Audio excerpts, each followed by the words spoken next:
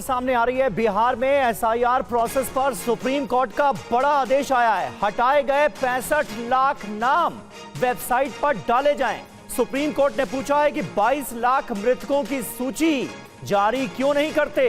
Court ने कहा कि सुझाव देते हैं हम कि 48 घंटों में मृतकों की लिस्ट जारी की जाए, जिसके बाद चुनाव आयोग ने कहा कि जिला स्तर पर मृतकों की सूची जारी की जाएगी। हमारे संवाददाता पीयूष पांडे इस वक्त सुप्रीम कोर्ट से हमारे साथ जुड़ रहे हैं। पीयूष, लिस्ट जारी करने को कहा है चुनाव आयोग को सुप्रीम कोर्ट ने। इस फैसले के पीछे, निर्देश के पीछे मंशा क्या है अदालत की?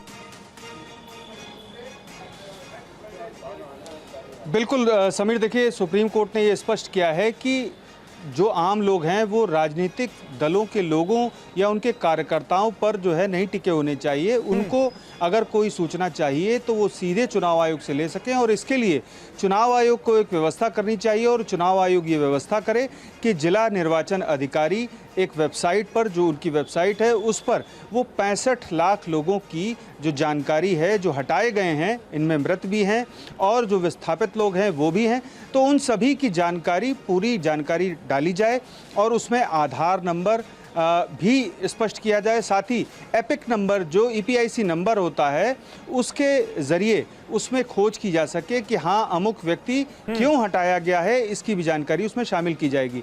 तो कुल मिलाकर के सुप्रीम कोर्ट का ये कहना है कि हर किसी को ये जानने का हक है कि अगर वो हटाया गया है, भले ही वो मृत है या फिर अगर कोई मृत है तो उसके परिवार को जानने का हक है, और यदि वो विस्थापित हो गया है या किसी अन्य कारण से हटाया गया है तो उसे जानने का हक है कि क्यों आखिर चुनाव आयोग ने उसे हटाया है। और साथ ही सुप्रीम कोर्ट ने ये कहा कि मान लीजिए कोई बीएलओ के पास जाता है और बीएलओ उस समय नहीं मिलता है, तो ऐसी स्थितियां भी बनती हैं, और इसलिए सीधे तौर पर वेबसाइट में अगर ये सूचना डाली जाएगी कि तो लोगों को आसानी होगी। यानी पीयूष, सुप्रीम कोर्ट के इस निर्देश के बाद ऐसे 65 लाख नाम जो कि हटा दिए गए हैं वोटर लिस्ट से, वो वेबसाइट पर डालने होंगे।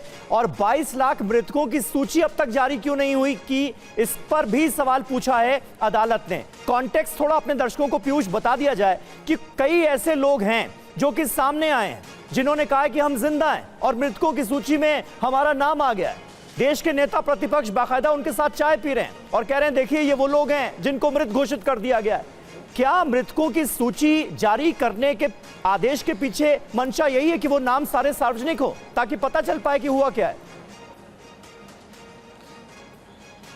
देखिए समीर, एडीआर की ओर से एक एप्लीकेशन फाइल की गई थी जो याचिकाएं दाखिल करने के बाद फाइल की गई थी, और तमाम जो राजनीतिक दल के प्रतिनिधि सुप्रीम कोर्ट पहुंचे थे वो कई ऐसे लोगों को लेकर के पहुंचे थे जो जिंदा थे लेकिन उनका नाम मृत में था, उनका दावा ऐसा था। लेकिन चुनाव आयोग ने इस चीज़ को ये कह करके सुप्रीम कोर्ट के समक्ष रखा कि अभी प्रक्रिया चल रही है। अच्छा। और अगर किसी के साथ ऐसा हुआ है तो वो सीधे तौर पर दावा कर सकता है और सुधार करा सकता है। साथ ही सुप्रीम कोर्ट ने इस मामले में ये स्पष्ट कर दिया कि राजनीतिक दल और बीएलओ पर निर्भर नहीं होना चाहिए आम जनता को, और सीधे संवाद जो है चुनाव आयोग से आम जनता का हो, और आम जनता सीधे तौर पर उसकी वेबसाइट से ये जान सके कि आखिर उसका नाम, किसी व्यक्ति का नाम क्यों हटाया गया है, भले ही वो विस्थापित है या कोई अन्य कारण है, या अगर मृत है तो उसके परिवार को भी जानने का हक है कि आखिर नाम हटा है या नहीं। क्योंकि अगर लिस्ट में नाम नहीं है और व्यक्ति जिंदा है तो भी गड़बड़ी है, और अगर व्यक्ति मृत हो चुका है, नहीं है जीवित, और उसका नाम लिस्ट में है, हाँ, तब भी गलत है। तो ऐसी स्थिति में इस स्पष्टता को लाने के लिए सुप्रीम कोर्ट ने ये साफ कर दिया, चुनाव आयोग ने ये मान लिया आज कि हाँ वो मंगलवार तक ये व्यवस्था कर देगा। और ये व्यवस्था बहुत बहुत शुक्रिया। वक्त की थोड़ी सी कमी है, 48 घंटे के अंदर अंदर इस सुझाव पर अमल करने की सलाह दी है सुप्रीम कोर्ट ने। चुनाव आयोग को देखना होगा कि इस मामले में आगे क्या होता है।